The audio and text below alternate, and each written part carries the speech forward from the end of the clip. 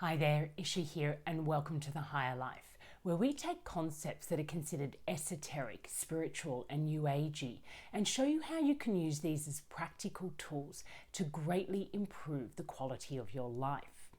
And I should include psychological, because a lot of the terms that we use here along the path of personal transformation come from psychology. And if we look at spirituality and its true intention, at least in the work of as a transformational life coach, I truly believe that we call upon our spiritual self and tap into our spirit to overcome some of the limited psychological barriers that we experience as human beings. We are beings that are driven psychologically, and in our psychology we formulate beliefs, and these beliefs are patterns that then drive our behavior and over time become our life. And many of these beliefs or psychologies were cultivated throughout our childhood. That is, we were born into them. And as we were raised from being a baby into adulthood, these beliefs were conditioned within us by the systems that we were raised within. The first one being our family. And today I want to talk about a concept called enmeshment. This is one of the most powerful concepts in the work that we do here at the Higher Life Academy. It is the one core driver that really keeps you entrapped in a belief system and the behaviors that come from it that can create a lot of suffering in your life and really hold you back from living as your true self. Now, in the last few episodes, I've really been leading up to this theme of enmeshment. I began with a video on what is your true self. Then we looked at unconditional love. We tapped then into true love. What is the nature of love in the world, and how do we all go about seeking this love out? And today I want to talk about one of the major barriers to the true self and true love, and this is enmeshment. Enmeshment is at its core a concept that describes when your self, who you understand yourself to be, has been shaped by the outside world and generally by other people, and specifically by your parents and the ancestry that your parents come from. So put simply, you're born into a family, and in that family there's already a pre-existing set of beliefs.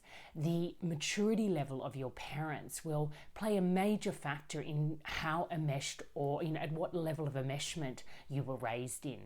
If your parents were relatively mature and quite self-aware, you may be one of the lucky ones that were raised in a family where you had a lot of room to explore and come to know your true self. However, if you were raised in a family like most of us were, where our parents were relatively immature, and that's simply because each generation of human beings has access to more maturity. We are a species that's also evolving and maturing through each generation. So, of course, 3 generations ago, the level of self-awareness and maturity that was in the collective was much lower, or it was at a lesser stage of maturity, let's say, than where we are now, when we have a lot of access to the benefits of research in psychology, in health, in family relationships. We are so much more aware than we used to be about how the way that we are raised, the cultures that we're raised in, the bodies that we're raised in, the labeling that we identify with, really come to shape who we think we are as we enter into adulthood.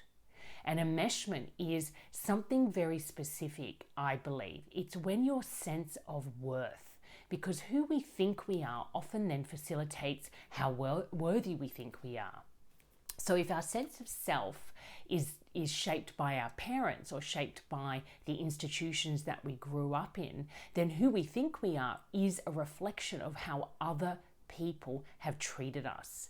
That is, what our parents see in us is who we think we are.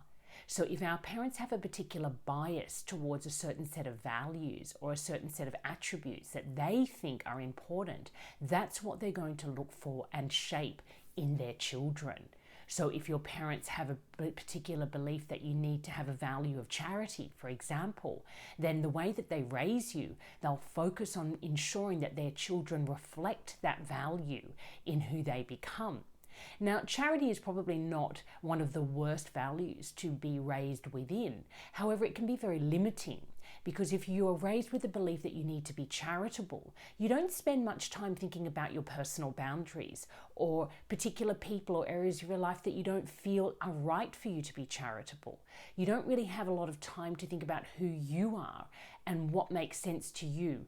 You're simply responding to an unconscious or sometimes very conscious invitation by your parents to become the person that makes them happy, that pleases them, or to become the person that they aren't. And that's a big one. If you grow up in family environments where there is a lot of poor behavior, or there's a lot of criticism, or you don't witness your parents really living their lives in a very healthy way, you may make an unconscious or even a conscious choice as a child going into adulthood that you are not going to become like them. And these then beliefs about what you can be or what you don't want to be or what you can't be, they shape who you become as an adult. So essentially, we're born into a family and our sense of self is enmeshed, is tied in, is mixed up with what the family belief system is. Or if that family lives in a culture, which, across the world, many people do, in a larger system where there are very, very strong beliefs and you don't have a lot of freedom as a family to make different choices, you very much have to follow that collective belief system. Again, you will be raised into a sense of self that is really defined by that outer world.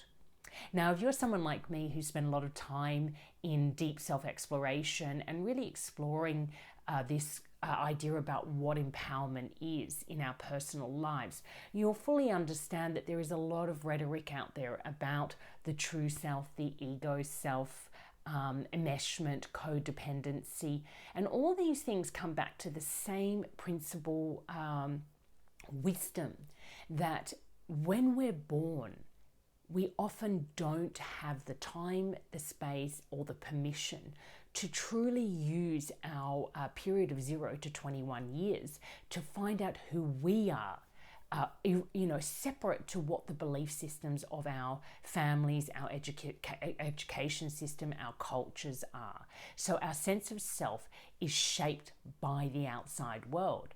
But then you move into these kind of spiritual realms where they say we can't look to the outside world for happiness, for satisfaction, for fulfillment. We can't be defined by the outside world because that leads to a strong ego self, and an ego self is very insecure.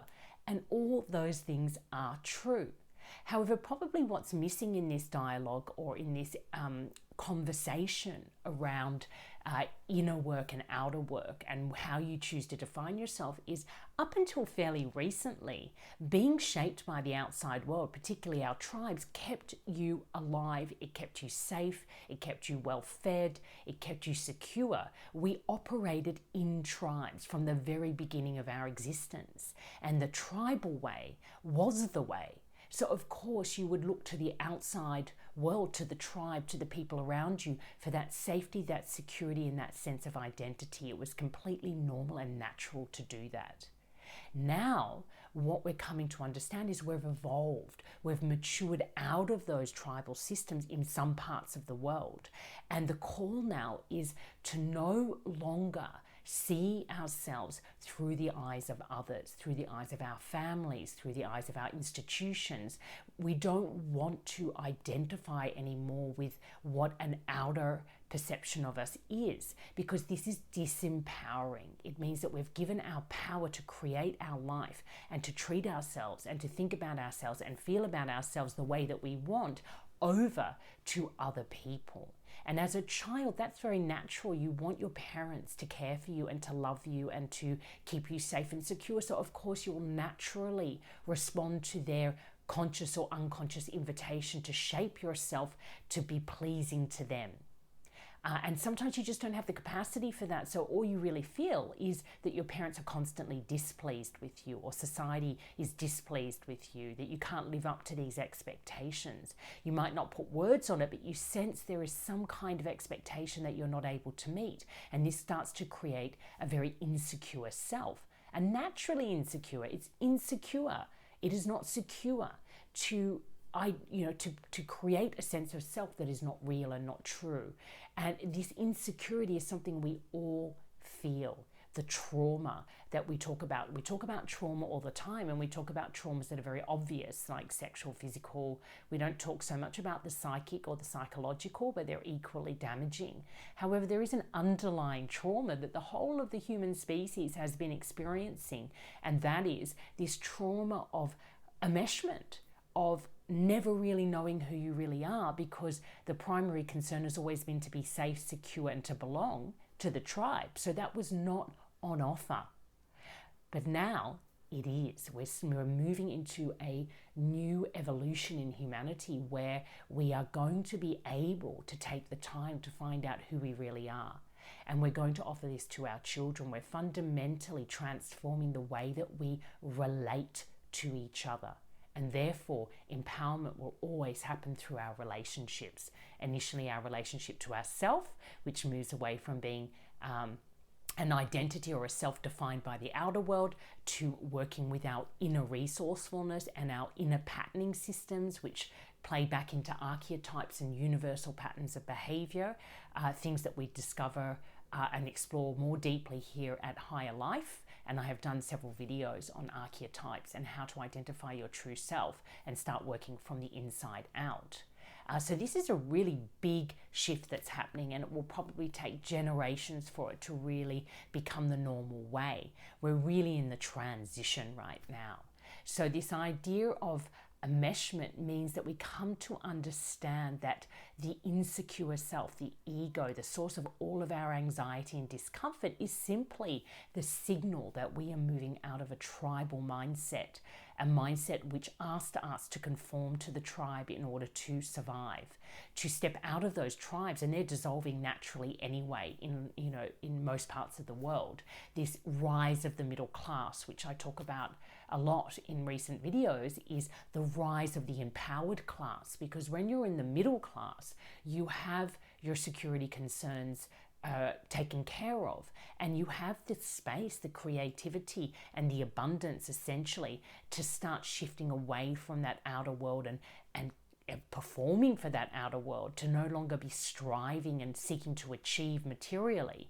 We can pull away and start to turn and tap into that inner life, into our spiritual life, our soul life, and start to cultivate a life that really supports our best self to emerge. And that best self is not a highly successful achiever out in the world. The best self is a deeply relaxed, a deeply open, available, and loving self who knows how to enjoy the simple power of being alive. It is such a simple thing to enjoy your life. That is to take in being alive and to embrace the highs and the lows and the trials and tribulations that are all here, the relationships to serve us to separate out from this tribal way of operating and to really claim our power back and to embody our true self. It is such a powerful path. It's a mythical path. It is the purpose of our lives. And I'm truly passionate about helping people to understand that what you are seeking in your life, that sense of peace, that joy, that fulfillment, that ability to really love the life you're already living, to love the person you already are without having to change a thing, really comes down to making this shift from enmeshment to empowerment. So enmeshment is a big topic. It is really usually one that is explored within psychology, and if you want to understand it better, you can go and start exploring yourself through Google the term enmeshment, but you will see that it usually focuses on the emotional enmeshment that children have with parents in dysfunctional families. I've worked with a lot of people and I've been through a lot of recovery processes myself, and what I know is that we are all affected by this. Maybe your family were really loving and provided for you in lots of ways, but you'll still find that you have a level of enmeshment because it's a natural part of that tribal way of operating. So it's really important to tap into that wisdom of maybe who I am is not who I think I am, and I can take time out to really explore who might I be if I wasn't so defined by the way I was raised, by the belief systems my parents imparted on me. You can always take the wisdom of those belief systems, but they are simply a belief. Even the ones that look on the surface to be really great, like charity, like service, like or generosity. It's not always the right way to give. Sometimes you have to know when not to give. And a big part of healing from enmeshment is about developing healthy boundaries, personal boundaries. And this is some of the work that we do also here at the Higher Life. So if you found this inspiring, how would you use it in your practical life? Well, again, I think this is something that we can work on in our daily lives, to simply notice where you give energy and where you make choices that are really driven out of a belief of what's being asked of you, what you should do, who you think you need to be. Even parts of you that you do, but you kind of are a little bit unsure about whether you really get a lot of joy out of it. I mean, maybe you're involved in community groups, and on the surface, on paper, it's a good idea, but your heart's not really in it. And if your heart's not really in it, it's a sure sign that this is probably not the best use of your energy. Pull it out and think about where else that energy might want to go, or simply just pull it back into your life. Rest for a while and wait to receive an invitation or an opportunity that really excites and inspires you, and your energy just naturally wants to go there. So until next time, take care and love life.